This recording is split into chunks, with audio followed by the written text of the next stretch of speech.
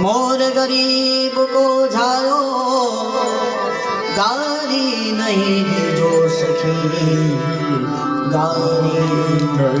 मारा लाला ने ચોર કહેવાની જરૂર નથી। અરે મારા લાલાને ખોટ છે કે તમારી ઘરે આવીને માખણ ચોરી જાય અને કદાચ એકાદ તમારા માખણના માટલામાંથી એકાદ લોંદો મારો બાળક ખાઈ જાય તો ઓછું શું થઈ જવાનું। એટલે માં યશોદાજીએ પોતાની પાસે જે માખણની મટકીઓ ભરી હતી એ વચ્ચે મૂકી દીધી। કામાંથી તમારા માંથી જેની ઘરેથી મારા લાલાએ જેટલું માખણ ખાધું હોય ને એટલું જોખીને લઈ જાઓ। મારા ઘરમાં ખોટ છે તો મારું બાળક તમારી ઘરે ચોરી કરવા માટે આવે।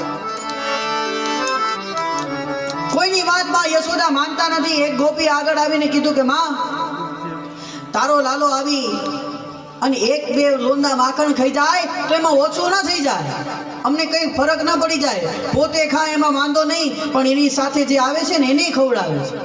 એકલો ખાઈ જતો હોય તો અમને કાંઈ વાંધો નથી, પણ એ ભેગા જેટલા આવ્યા બધાને ખવડાવે। એટલે માં યશોદાજીએ કાનાને આંખો લાલ કરી લાલા એવું કરે છે।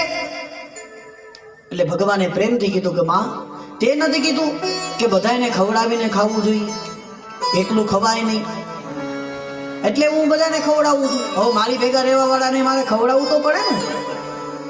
ઘણી વખત એવું થાય કે એકલા કાંઈ ખવડાવ્યા વિના કંઈ જ ન થાય। આ સમયસ્થિતિમાં ખવડાવો નહીં તો સુધી કંઈ પ્રાપ્ત ન થાય। એટલે કીધું કે એકલા થોડું થાય, એટલે મારી સાથે જેટલા કામ કરે છે મારે એને થોડું તો આપવું પડે ને।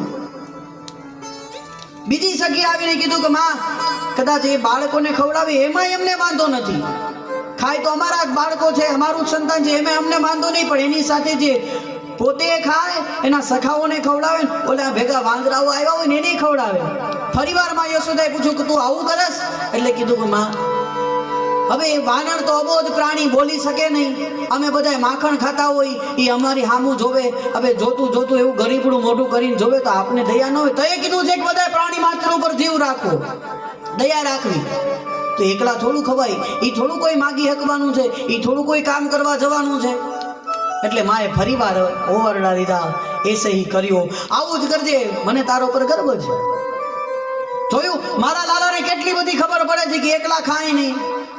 બીજી ગોપી આવીને કીધું કે માં એ બધુંય ઠીક, તમે મારી વાત તો સાંભળો કે શું તમારો લાલો આવી અને અમે જ્યાં ગાયો દોવા જાય એની પેલા વાછડાઓને છોડી નાખે અને એ વાછડાઓ ગાયને ધાવી જાય તો અમારા માટે દૂધ વધે નહીં, અમે જેવા દોવા જાય ત્યારે કંઈ પ્રાપ્ત ન થાય। એટલે ફરીવાર માં યશોદાએ પૂછ્યું કે તું આવું કરે છે? એટલે કીધું કે માં આ ગોપીઓ ગાયનું દૂધ ધોય, હવે એના વાછડાઓને આપે નહીં અને દૂધને વેચી નાખે, ભલે પોતાની આજીવિકા માટે કરે છે, પણ ગાયનું સંતાને વાછડું કહેવાય ને, પેલો હક તો એનો કહેવાય કે નહીં। હવે સાંજના સમયે પિતળું ભાંભરડા નાખતું હતું, હું ત્યાંથી નીકળો, મને એમ થયું કે મને કહે છે કે મારે મારી માતા પાસે જવું છે। મેં એને જઈને પૂછ્યું કે તારે તારી મા પાસે જવું છે? એને મને ભાંભરડો દઈને હા પાડી, એટલે મને દયા આવી, મેં છોડીને એને ગાય પાસે મોકલી દીધું। હવે એમાં મેં શું ખોટું કર્યું? એમાં એનું ગાય અને વાછડાને ધાવી ગયો, એમાં મારો કઈ વાંક નથી। માએ કીધું વાત સાચી છે। હવે માં યશોદા કોઈની વાત માનતા નથી। ગોપીઓએ કીધું કે માં માખણના સિક્કા ઉપર લટકાવેલું માખણ હોય, કારણ કે યશોદાજી એવું કીધું કે તમને બહુ એવું હોય મારો લાલો નીચે જૂતા તો ઉપર લટકાવો, એટલે કે ઉપર લટકાવવાની અમને વાંધો નથી, જેવા ઉપર લટકાવીએ દૂર એનાથી અંબાઈ શકે એવું ન હોય। એટલે એની પાસે જે મંડળના છોકરાઓ છે એ એક પેલા 3 રે, એની ઉપર 2, એની ઉપર 1, સ્વયં લાલા ઉપર ચડે અને સિક્કેથી માટલું ઉતારી લે, પોતે માખણ ખાય અને ખાય એટલું નહીં ઢોળી નાખે, ઢોળે એનોય વાંધો નથી, પણ બધે લીપણ કરી દે અને જેવા અમે જઈ તો અમે લપસીને પડીએ। એટલે માએ ફરીવાર લાલાને કીધું તું આવું કરે છે? એટલે કીધું કે માં આપણા એક તો ગામમાં ગોર ને ગારાની માટીથી આપણે લીપી કરીએ ને ગોર કહેવાય, કે હવે આના ઘરમાં ક્યાંય લીપેલું હતું નહીં, મને એમ થયું કે આને લીપણ નથી થયું, એને સમય નો રહ્યો તો હું ગયો તો મેં લીપી નાખ્યું, એમાં મેં શું ખોટું કર્યું? એટલે ભગવાને આ ચોરી કરીને બધા એના સ્નેહનું ચોરી કરી છે, બધાના મન હરી લીધા પરમાત્માએ। કારણ કે પરમાત્મા ખૂબ દયાળુ છે। મેં હમણાં કીધું જેવા ભાવથી પરમાત્મા, કારણ કે ગોપીઓના મનમાં પરમાત્મા પ્રત્યે કોઈ દ્વેષ ભાવ નથી, બસ એક ભાવ છે, પરમાત્મા કદાચ ગમે એટલું કાર્ય કરે, લાલો ગમે એટલા તોફાન કરે, પણ અંતે તો ગોપીઓ પોતાનું સંતાન માને છે। એટલે અહીંયા પ્રભુ એ બધાને ચોરી કરીને પોતાના સ્તે એટલે મનને ચોરી લીધા. એક ગોપીએ યુક્તિ કરી કે હવે આ લાલો ચોરી જાય છે ને, કોઈને ખબર ન પડે ને એવી રીતે ઊંચું રાખી દઉં. અને શું કર્યું કે માટલું સિક્કા ઉપર ચડાવ્યું, એની ઉપર એક થાળી રાખી, એની ઉપર જળ ભરી દીધું અને વિચાર કર્યો કે હું નીચે સૂઈ જાઉં અને રંગે હાથે પકડી લઉં, કારણ કે સિક્કું હલે અને થાળીમાં પાણી ભરેલું છે, એ પાણી મારા ઉપર ઢોળાય તો મારી ઊંઘ ઉઠી જાય, મને ખબર પડી જાય, લાલાને પકડી લઉં, રંગે હાથ પકડી લઉં. પછી તો યશોદા માનશે કે નહીં માને?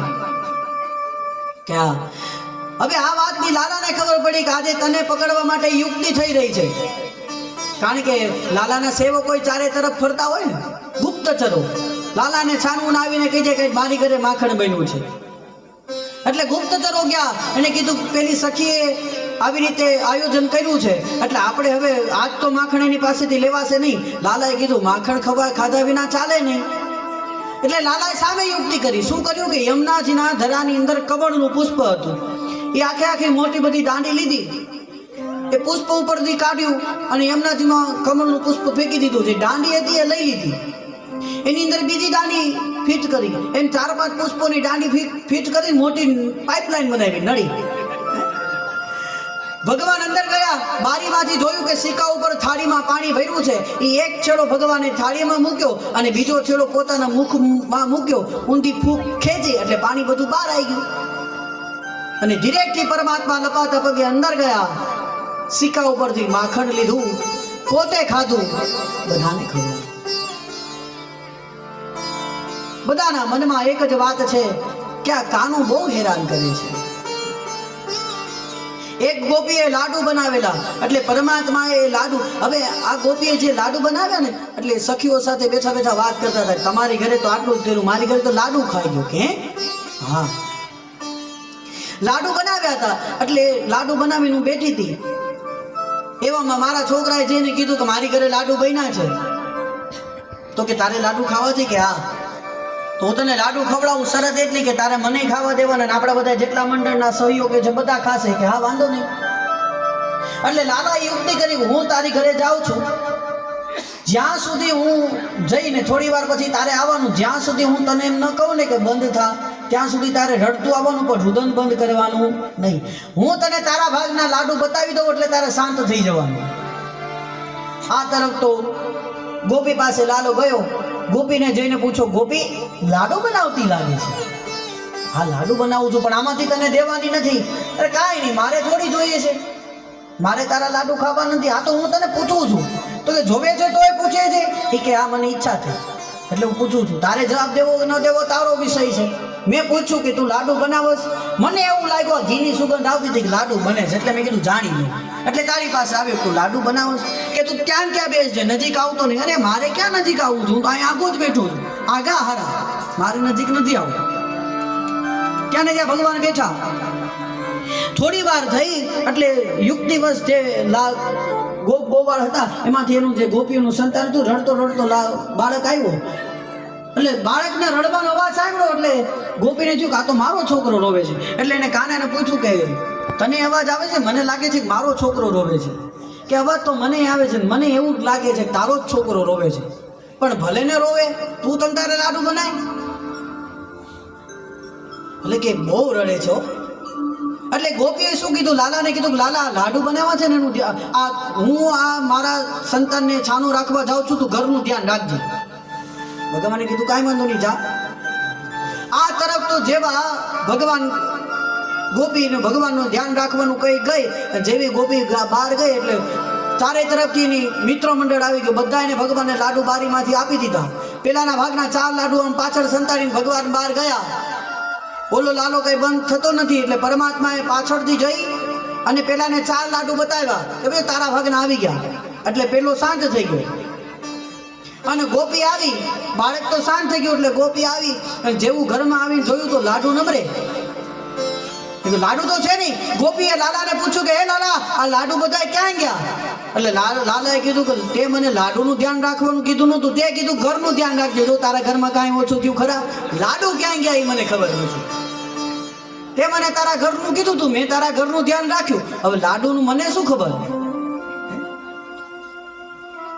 એક ગોપી કહે છે કે તમારી સાથે તો ખાલી લાડુ જ ચોરી ગયા, મારી સાથે તો એવું થયું છે કે મારે કોઈને કહેવાય નહીં. કે તે અમારી બધાની વાત સાંભળી લીધું, તારી વાત તો કે. એટલે ગોપીઓ કીધું કે જો આપણે બધા ઘરના છીએ એટલે વાત કરું છું, તમારે કોઈને કહેવાની નહીં. આ અલકાપુરી સોસાયટી વાળા આ 5 દિવસથી આપણે ઘર જેવો સંબંધ 5 દિવસમાં થયો, તમે કોઈને કહેશો નહીં ને? બહુ ઓછા, ઢીલું. આ 5 દીધા તમારે બધા ઢીલું જ હાથ આલે છે. મારે કોઈની માહિતી કાંઈ જોતું નથી, જોરથી હાથો પાડો હે ને. કોઈ કવિએ લખ્યું છે, વાત ક્યાંય જાય ના તમથી છુપાવાય ના, વાત બાર થાય ના તમથી છુપાવાય ના. આ તો તમે રહ્યા ઘરના બીજા કોઈને કહેવાય ના.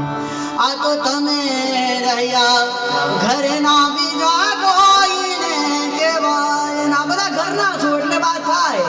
શું કીધું ગોપીઓએ? કીધું કે રાત્રિના સમયે હું ને તારાભાઈ સુતા હતા, વહેલી સવારે પરોઢ થયું, ક્યાંથી લાલો આવી ગયો ખબર ન પડી. તમારા ભાઈની દાઢી અને મારા માથાના વાળનો ચોટલો બાંધી દીધો. હવે સવારનો સમય થયો, યમના જળ જવા માટે મારી નણંદે આવીને કીધું કે જાગી ગયા છો કે ભાભી સુતા છો? એટલે કીધું કે નાના જાગી ગઈ છું. જેવી ઊભી થવા ગઈ તો એના દાઢીના વાળ ખેંચાણા. એટલે એને બૂમ મારી કે જોતો ખરા મારા વાળ ખેંચાય છે. જોયું તો ખબર પડી કે એના વાળ બંધાઈ ગયા છે, મારી દાઢી બાંધેલી. હવે એમ તો કહેવાય નહીં કે આવી રીતની ઘટના ઘટી છે. એટલે કીધું કે આજ મારી તબિયત થોડી ખારી નથી એટલે હું યમના જળ ભરવા નહીં આવી શકું, તમે જાઓ. ગોપીએ કીધું કે મારી નણંદે હા પાડી દીધી, એ જળ ભરવા ગઈ. હવે વિચાર કર્યો કે આ તો ગાંઠ કોઈ વાતે છૂટતી નથી, હવે કરવું શું? એટલે બંને વચ્ચે સંવાદ થયો. મેં કીધું તમે તમારી દાઢી કાપી નાખો. એને કીધું દાઢી ના કાપું, તું તારા માથાના વાળ કાપી નાખ. સંતે નિર્ણય થયો કે કાંઈ વાંધો નહીં, તમે તમારી દાઢી કાપી નાખો, મારા માથાના વાળ નહીં કપાય. હવે થયું એવું કે ટાણે કાતર મળી નહીં. આખા ઘરમાં કાતર. જેવી ઊભી થવા ગઈ એટલે પાછી બૂમ મારી, મને તો ભેગી લેતી જા. એમ પહેલી વાર 4 ફેરા અગ્નિના ફર્યા લગ્ન સમયે, અને આજે કાતર ગોતવા હતી બેડના 4 ફેરા ભરવા મળ્યા. ત્યારે માન કાતર હાથમાં આવી. પછી તો કથા છે કે મેં કાતરથી એની દાઢી કાપી. હવે આવી વાત કોઈને કહેવાય ખરા? તમે રહ્યા ઘરના બીજા કોઈને કહેવાય ના.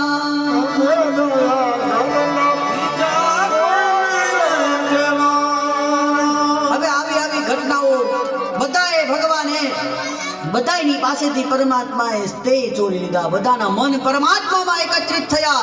અરે જેનું મન ભગવાનમાં લાગી જાય એને જગતની સામે હાથ લાંબો ન કરવો પડે. અરે જે પરમાત્માની અંદર વિલીન થઈ જાય, જે પરમાત્માની અંદર એકત્રિત થઈ જાય એને જગતના નૃત્ય કરવા ન પડે. નગર આજે જગત તો નાચ નચાવવા માટે બેઠું છે. કોઈ પોતાની સંપત્તિ માટે, તો કોઈ પોતાની સત્તા માટે, તો કોઈ પોતાના જ્ઞાન માટે. બધા જ તમારા કાર્ય કરવા માટે કઈ ને કઈ પ્રયત્ન કરશે. તમારી મજબૂરીનો ફાયદો આ જગત ઉડાડશે. પણ એકવાર જો પરમાત્માના થઈ જાઓ, એકવાર જો પરમાત્મા પાસે જતા રહ્યો, એકવાર હૃદયના ભાવપૂર્વક પરમાત્માને યાદ કરી લો તો ભગવાન કોઈની પાસે નાચવા જવાના નહીં. બધાને ભગવાને અપનાવ્યા. અને ગોપીઓને મનમાં આવે તો ખેદ થવા લાગ્યો, આ લાલો બહુ હેરાન કરે છે. એમાં પ્રભાવતી નામની ગોપી હતી. એને કીધું તમારી ઘરે આવીને આવું કરે, તમે સહન કરી લો. આવે તો ચોરી કરવા મારી ઘરે. હવે પ્રભાવતીનો ભત્રીજો એની પાસે હતો. એના વાત સાંભળી એટલે એને લાલાને જઈને કીધું કે લાલા આવી ઘટના છે. લાલાએ કીધું કાંઈ વાંધો નહીં, હવે આપણે પ્રભાવતીની ઘરે જઈને માખણ ચોરી લઈશું. પ્રભાવતીએ માખણ બનાવ્યું. નિયમ એવો કે માખણની ખબર પડે પછી એના 5 ગોવાળિયાઓ ઘરમાં જઈને જોઈ આવ્યા. જો હેલ ન હોય, પાણીયારે હેલ ન હોય અને એની માથે ઈંટોણી ન ટીંગાતી હોય તો સમજી લેવાનું ગોપી ઘરે છે, એની જમના જળ ભરવા માટે ગઈ છે. હવે એના 5 જણા જઈને જોઈ આવ્યા કે ભાઈ ઘરમાં કોઈ છે નહીં. પ્રભાવતીએ માખણનું લટકાવી સિક્કા ઉપર ને પોતે દરવાજા પાછળ છુપાઈ ગઈ અને હેલ અને ઈંટોણી હતી એટલા લઈ લીધા. એટલે ખબર પડી હવે થયું કે હવે છે નહીં કોઈ ઘરમાં. આ તો મંડળ ચાલ્યું. અને જેવા ઘરમાં આવ્યા ચારે તરફ દ્રષ્ટિ કરી, ગોપી દેખાણી નહીં.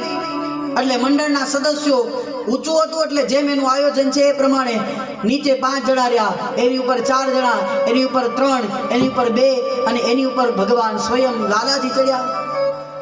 કાળાએ એવા ઉપર મટકી ઉપરથી આમ ઢાંકણું ખોલ્યું. ખોલી અને જ્યાં આ માખણ ખાવા જાય થોડુંક તો ખાધું. ગોપીએ વિચાર કર્યો કે એમને તો કોરા હાથે થોડો લઈ જવાય, સબૂત તો જોઈએ. એટલે માખણ ખાધું, થોડું ખાવા દીધું. બીજાને આપતો તો એને આવવા દીધું. અને જેવું વધારાનું ઢોળવા જાય એવી ગોપી પાછળથી દરવાજાથી પછી બોલી, ઊભો રહે છે કાળિયા, ચોરી કરે છે. અને જ્યાં આ શબ્દ સાંભળ્યા નીચેથી બધા ખસી ગયા. ભગવાન લટકવા લાગ્યા. અને જેવા ભગવાન આમ મટકીમાં લટકાઈ ગયા, પ્રભાવતીએ નીચે આવીને કીધું કે હમણાં તું ત્યારે ત્યારે હમણાં તારી માને કહું, બહુ કહે છે ને કે મારો લાલો ચોરી ન કરી શકે, આજે આમનામ જ રહેજે, હું તારી માતાને બોલાઈ આવું. એટલે પ્રભાવતીને ભગવાને કાલી ભાષામાં કીધું, પ્રભાવતી તારે મને માર જ ખવડાવવો છે ને, કઈ વાંધો નહીં, તમ તાર તું મને માર ખવડાવજે, પણ હું તો બાળક છું, તને ખબર છે ને મારા હાથ આમાં રહી જાય, મારા હાથ દુખવા માંડ્યા છે, હું નીચે ઉતરીને ક્યાંય નહીં ભાગી જાઉં, તું મને નીચે ઉતારી દે. અને પ્રભાવતીને દયા આવી, ભગવાનને નીચે ઉતાર્યા. એને કીધું કે હું તો આવ્યો, હાથ મૂકી દે, હું તને પકડી લઈશ, કે જોજે હો મને પછાડતી નહીં, તારો ભરોસો નહીં. અરે કીધું લાલા હું તને નહીં પછાડું. ભગવાન જેવા એના હાથમાં આવ્યા, એ ગોપીએ પેલા તો એને હૃદય લગાવ્યું. પછી જ્યાં ભગવાન આમ હાથ મોટું લુવા જાય એટલે કીધું જો આપણે વાત થઈ છે, લુવાનું નહીં, હાલ. હાથમાં બાવડું પકડું ને ભગવાને ગોકુળની ગલીઓમાં વૃંદાવન નંદાલય સુધી લઈ જવા લાગી. માખણ વાળું મોઢું છે, હાથે માખણ વાળા, અને માથે આમ લાજ કાઢી, કારણ કે હવે નંદ બાવાનું તો આખું ગોકુળ લાજ કાઢે. એટલે કીધું લાજ કાઢીને હાલતી થઈ અને બોલતી જાય કે યશોદાને બહુ ભરોસો છે એના લાલા ઉપર કે ચોરી ન કરે, આજે રંગે હાથ પકડી લીધો છે, હવે જો છું યશોદાને દંડ આપે છે કે નહીં. લાલાએ ફરીવાર પ્રભાવતીને કીધું, પ્રભાવતી તારે મને માર ખવડાવવો છે, કાંઈ વાંધો નહીં, પણ મારો આ હાથ દુખવા માંડ્યો છે, આ હાથની જગ્યાએ તું આ હાથ પકડ, મને આ હાથમાં હવે દર્દ થાય છે. એટલે પ્રભાવતીને ફરીવાર દયા આવી. એટલે જેવો હાથ મૂક્યો એવો પરમાત્માએ એનો દીકરો બાજુમાં હાયલો આવતો હતો, એનો હાથ એને પકડાવી દીધો. હવે એને ખબર ન પડી એટલે ભગવાન તો ફટાફટ દોડતા દોડતા યશોદાજીના ખોળામાં જઈને બેસી ગયા, મોઢું મોઢું સાફ કરી નાખ્યું. અને યશોદાજીને કીધું કે માં, આ ગોકુળની ગોપીઓ કેવી છે કે મને કેટલો હેરાન કરે, મને કાળિયો કે, માં હું કાળો છું અને હું કાળો છું એટલે મને કાળિયો કે. હવે કે કોઈ કે ચોરી કરે, આપણા ઘરમાં કઈ ખોટ છે તો હું ન્યા એની ઘરે ચોરી કરવા જાઉં. એટલે કે માં યશોદાએ કીધું કે લાલા ચિંતા કેમ કરે છે, હું કોઈની વાત માનું છું ખરા, પણ માં મારું અપમાન છે, બધાય મને કાળિયો કે ચોરી કરે, હું કઈ થોડો ચોર છું. એટલે માં યશોદાએ કીધું તું ચિંતા ના કર. એટલે વળી ભગવાને કીધું કે હમણાં ઓલી પ્રભાવતી આવતી હતી, મેં રસ્તામાં સાંભળ્યું કે હમણાં યશોદાને કહું તારો કાળિયો ચોરી કરે છે, હમણાં જોજે એ આવશે અને મારું નામ લેશે. એટલે માં યશોદાએ કીધું તેને આવા તો દે, પછી જોયું જાય છે. યશોદાજીના ખોળામાં ભગવાન બેઠા છે અને નંદાલયના દરવાજામાં આવી અને પ્રભાવતીએ બૂમ મારી, અરે ઓ યશોદા મૈયા, જરા બહાર તો આવો, તમે કહો છો ને તમારો લાલો ચોરી નથી કરતો, આજે હું રંગે હાથ પકડી આવી છું, જોવો તો ખરા, બહાર આવો. જેવા યશોદાજી બહાર આવ્યા એટલે પ્રભાવતીએ કીધું, જોયું ને આ તમારો લાલો કોઈની ચોરી નથી કરતો એમ કહો છો, અમારી વાત માનતા નથી, જોઈ લો આજે રંગે હાથ પકડીને આવી છું. એનું મોઢા ઉપર માખણ ચોટ્યું છે, એનું સબૂત છે કે એને ચોરી કરી, માખણ ખાધું. યશોદાજીએ ધીરેકથી કીધું કે પ્રભાવતી જરાક માથું તો ઊંચું કર, જે લાજ કાઢી છે ઊંચું કરીને જો, અહીંયા ઘરમાં અત્યારે નંદ બાવા નથી, લાજ તો ઊંચી કર અને જોતો ખરા કોણ છે. જેવી આમ લાજ ઊંચી કરી અને આમ જોયું તો એનો છોકરો કીધું, ટપુડા તું આઈ ક્યાંથી આવી? અને ભગવાન સામેથી આવ્યા. જોયું ને એમાં હું કહેતો હતો ને કે આ પ્રભાવતી મને એમ કહેતી હતી કે આ ચોરી કરે છે, હવે આમાં હું કાંઈ નથી કરતો, તને તો ખબર છે ને કે હું કોઈની ચોરી કરું ખરા, હવે આવું મને કે, હવે આમાં મારું નામ શું રે, બધા મને કાળિયો કે ચોર ચોર કરે છે, માં આજ મારું નામ ખરાબ કરે છે. અને પ્રભાવતી તો ભોઠી પડી ત્યાંથી ગઈ એટલે માને યશોદાજીને લાલાએ કીધું માં હવે હું પાછો રમવા જાઉં ખરા કે હા જાઉં. જેવો લાલા બહાર નીકળ્યા અને જેવા કૃષ્ણ ભગવાન પ્રભાવતીજી પાસે પહોંચ્યા ને એટલે ભગવાને પ્રભાવતીને કહે પ્રભાવતી હવે બીજી વાર મારી આટી આવતી નહીં. આ વખતે તો તારા છોકરાનો હાથ પકડાવ્યો, જો બીજી વાર હવે મારું નામ લીધું છે ને તો તારા ધણીનો હાથ પકડાવી દે, હવે મારું નામ લેતી નહીં. અને મીરાબાઈ લખે છે કાનુડે કવરાવ્યા ગોકુળિયામાં કાનુડે કવરાવ્યા